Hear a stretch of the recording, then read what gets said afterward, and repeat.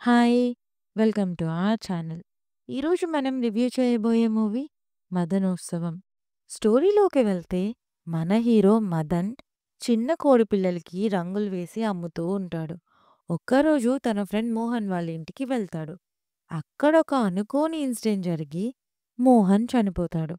చనిపోయే లాస్ట్ మినిట్‌లో తన వైఫ్‌ని, పాపని నువ్వే చూసుకోవాలి అని మదన్ దగ్గర మాట తీసుకొని చనిపోతాడు. ఆ తర్వాత మదన్ లైఫ్‌లో ఏమేం జరుగుతాయి? లైఫ్ అండ్ డెత్ పొజిషన్‌లోకి ఎలా వెళ్తాడు? అసలా ప్రాబ్లమ్స్ ఎవరి వల్ల వస్తాయి? లాస్ట్‌కి సాల్వ్ అవుతాయా లేదా అనేదే ఈ స్టోరీ. పాజిటివ్స్ విషయానికొస్తే ముందుగా స్టోరీ.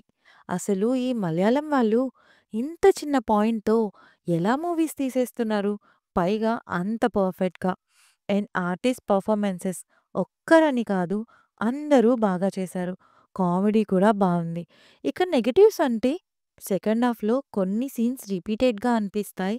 స్లోగా కూడా ఉంటుంది. క్లైమాక్స్ కూడా హడావుడిగా ఎండ్ అవుతుంది.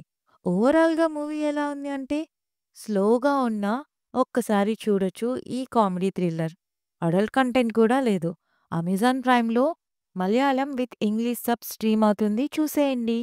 రివ్యూ నచ్చితే please like, share and subscribe. Thank you.